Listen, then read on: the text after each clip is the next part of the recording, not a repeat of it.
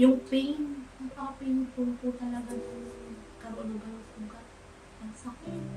May purpose ko for life. Ibig sabihin, gusto ko makita anak kong lumaki. Magdalaga, magkapamilya, maging stable siya.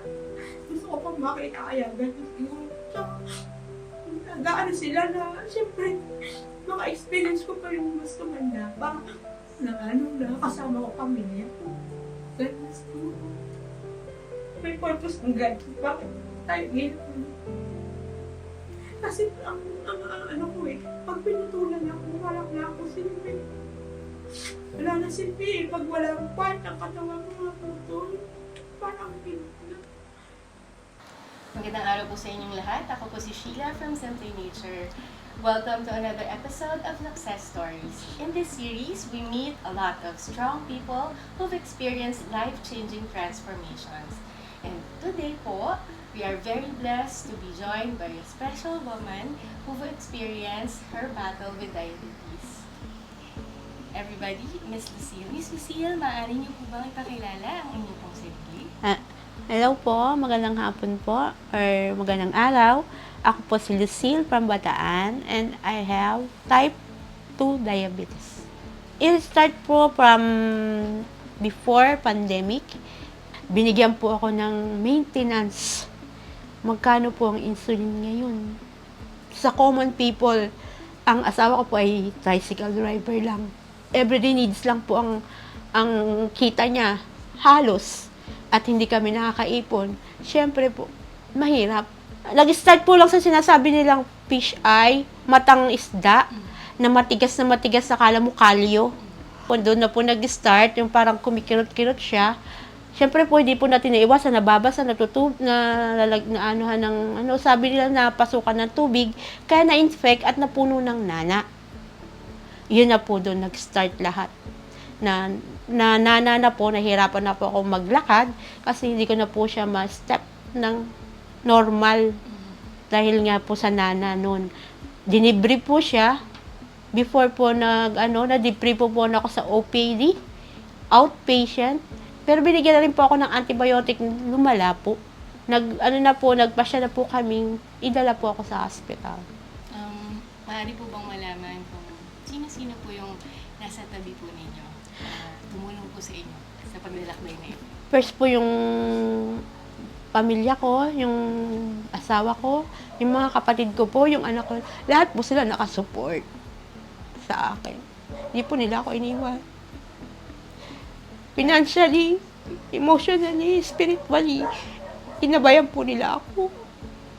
Totoo lang po, matibay akong tao. Yung tough po ako, yung hindi po ako agad-agad na Pero nung time po na nakita ko yung sugat ko, parang, hala, sabi ko gano'n, sugat ko ba to?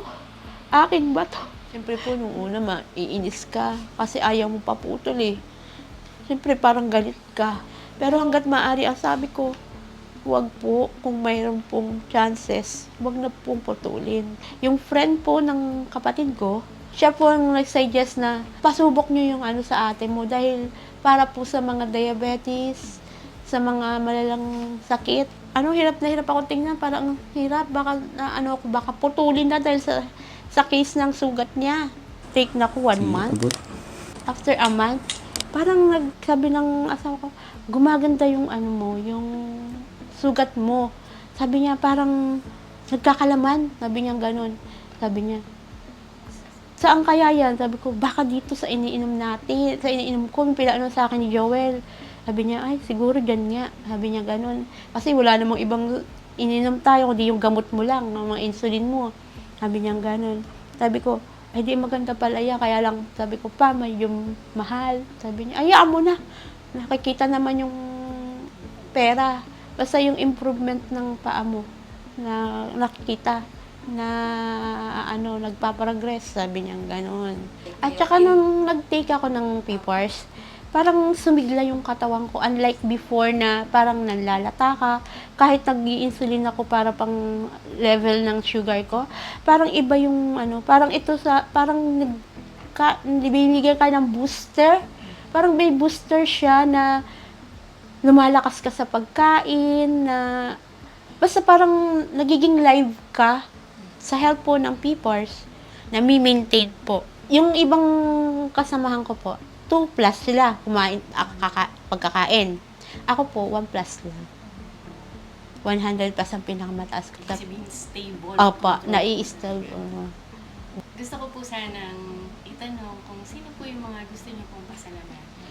Siyempre, unang-una po yung God, family, at saka po siyempre yung help din ng medical, lalo na po yung supplement ng PPARS.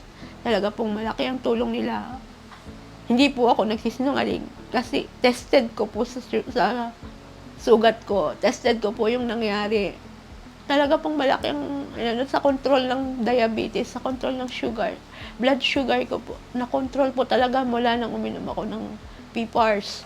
Sabi ko, hindi po ako lang. Totoo po yun talaga. Totoo. Totoo po siya. Basta sa guidance po ni Lord, tsaka sa mga family nakapaloob sa inyo, nakapaligid sa inyo. Wala pong imposible. There's no impossible with God, di ba? Salamat po sa help ng PPARS. Malaki po talagang tulong.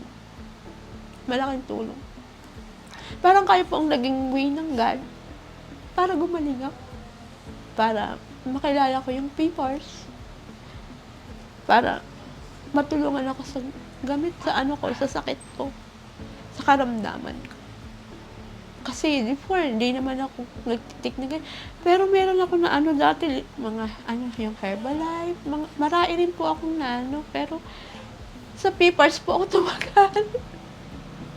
At saka talaga pong pinatotoo niya na gumagaling po siya, it heals. Malaki pong tulong. Malaki po talaga. Hindi po inarte lang to. Totoo po. True experience po. Naramdaman ko po yun. Totoo po. Hi, I'm Lucille. Type 2 diabetic patient. Muntik na maputol ng paa. Dahil sa Simple Nature, hindi na mangyayari yun. Makakasama ko na ang aking pamilya at makakapunta na ako sa gusto kong puntahan. And thank you, Simple Nature!